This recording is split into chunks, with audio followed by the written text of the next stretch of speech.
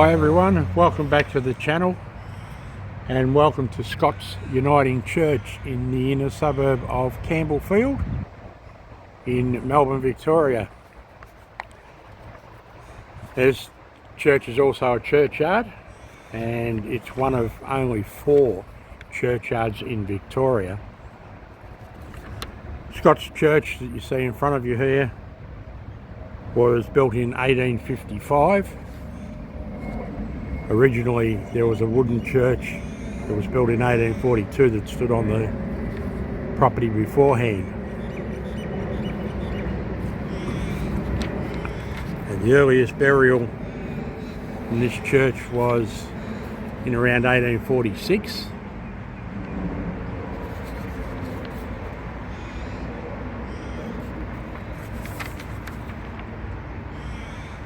There is only approximately 150 burials in this churchyard.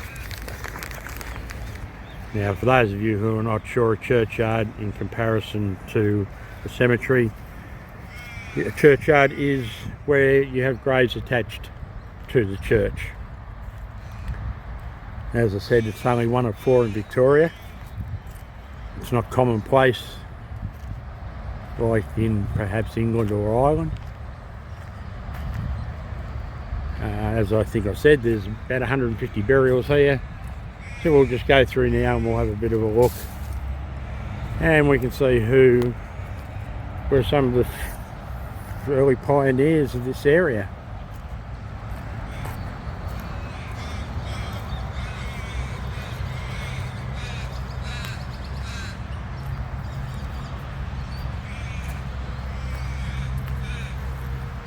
Unfortunately, the sun is not in the right direction this morning, so I may get my shadow in a few times, so I do apologise for that. And the first one we find is a politician. Or actually, it's not a politician, it's a stone that was laid for the church by the Honourable Robert Harper, MHR, October the 8th, 1910.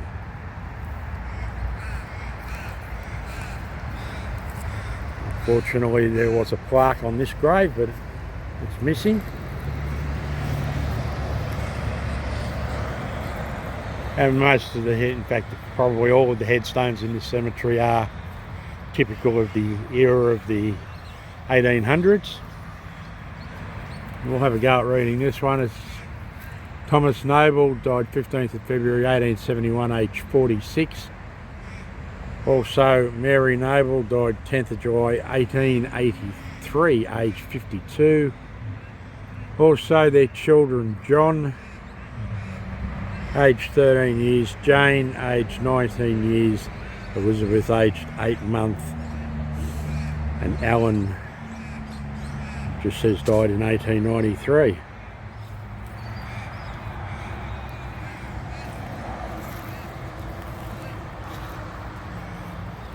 Now, this grave is of the Reverend Peter Gunn. He died in 1864, aged 52 years.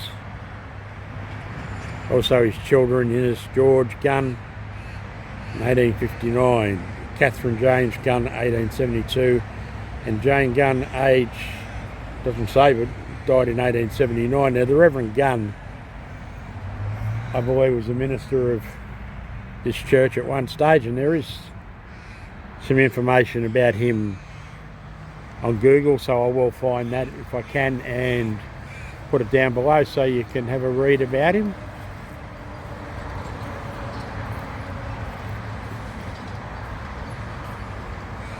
And considering the age of the headstones here, most of them are in pretty good condition.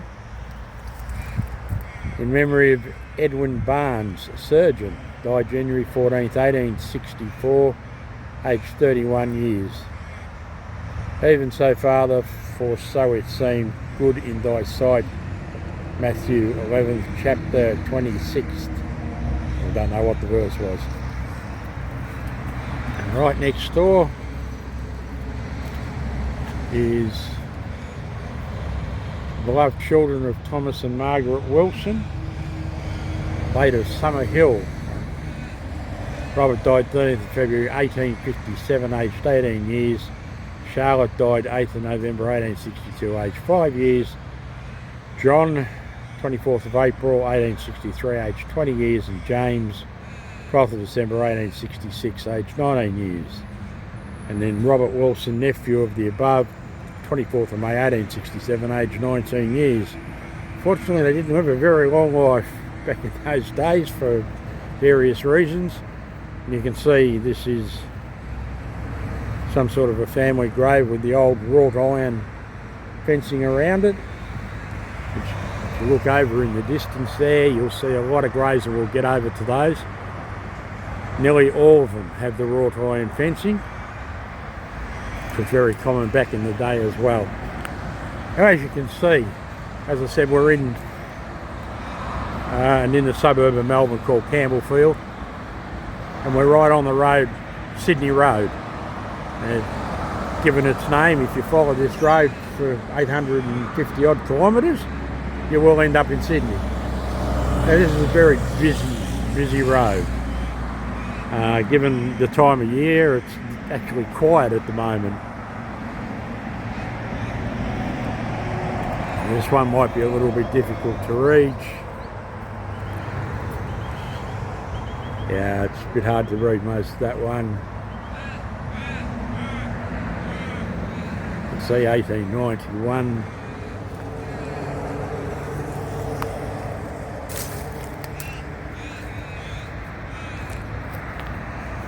Erected by Jessie in memory of her beloved husband John Grant of Lillybank, Forfarshire, Scotland, who departed this life October 24th, 1874, aged 75 years.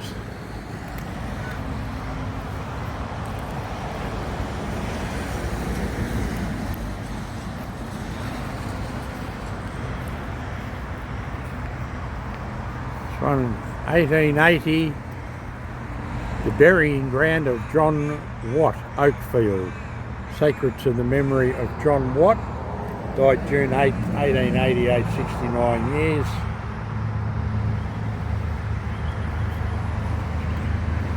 One with the wrought iron fencing, but unfortunately no grave marker.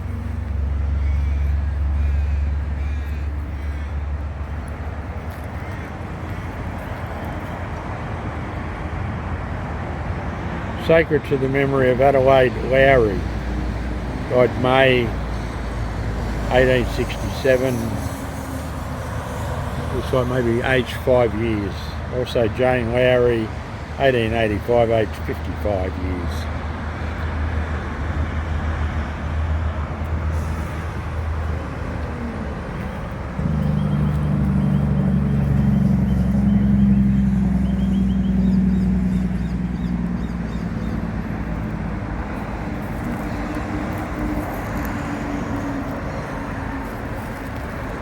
This one is in memory of Murdoch McPherson, who died April 11th, 1863, aged 85 years. He got to a good old age. Also his granddaughter Maggie Meldrum, January 27, 1881, aged 21, and his son Alexander Gibson, December 12, 1883, aged 51, and Margaret McPherson, 1923 it looks like.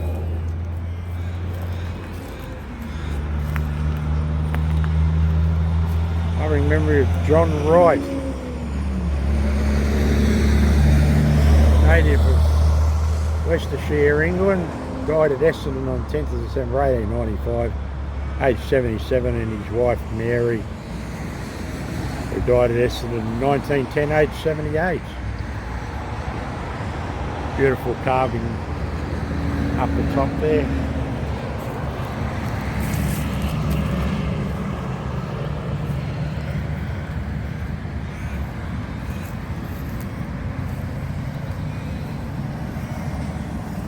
The whole family here. Won't read all of these. Just feel free to pause if you want to read it.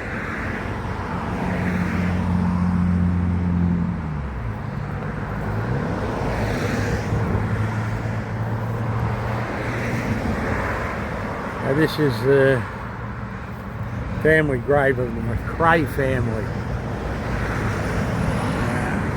Once again, the McRae family were a notable family in Melbourne back in the day. There is actually a homestead named after them, McRae Homestead. And I'm sorry, you'll have to forgive all the traffic noise. We are right next to the road here.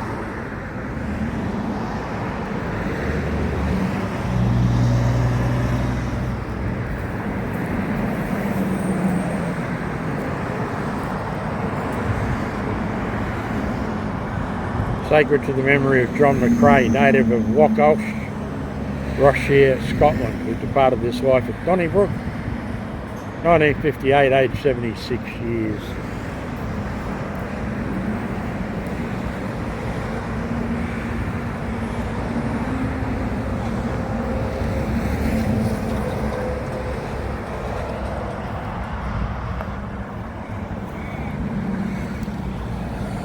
Can't get into those ones over there. Unfortunately, this one, it's McDonald, 1851 maybe, but again a bit hard to read.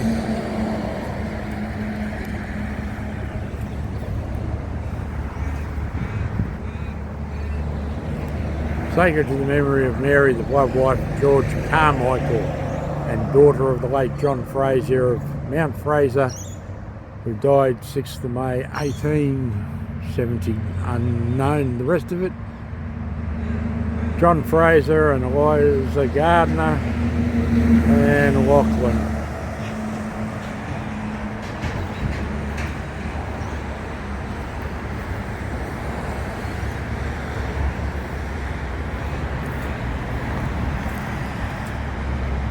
To the memory of Christina, wife of Andrew Colley, died in 1862.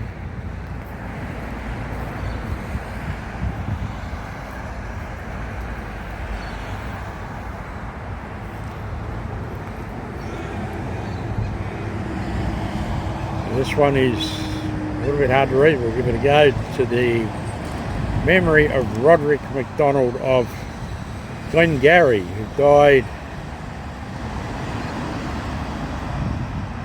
can't read where, it looks like 1846, age 73.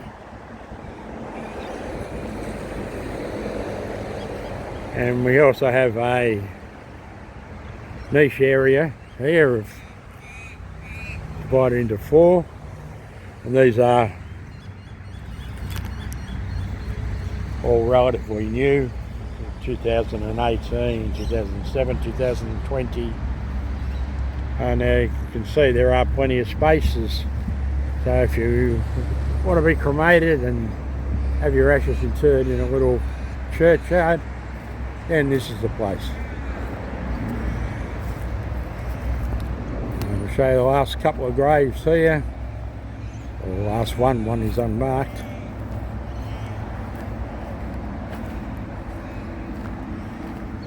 And this is the grave of Elizabeth, who died 14th of April 1854, age 46, and Alexander, who died 12th of February 1867, age 70, daughter and son of the late Murdoch Campbell Esquire.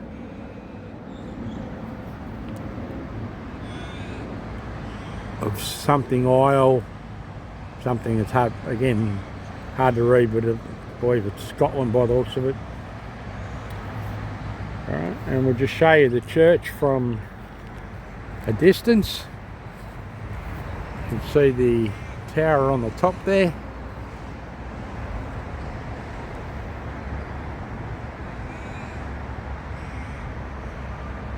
And that is about all there is of Scots Uniting Church and Churchyard in Campbellfield. So we'll leave it there. Thank you everybody for joining me once again. As usual, I always appreciate everybody coming in and having a look. Please don't forget to like and subscribe. Leave me a comment. If there's anything you want to know, I'll always try and answer you. Till the next one, we'll see you then. Bye for now.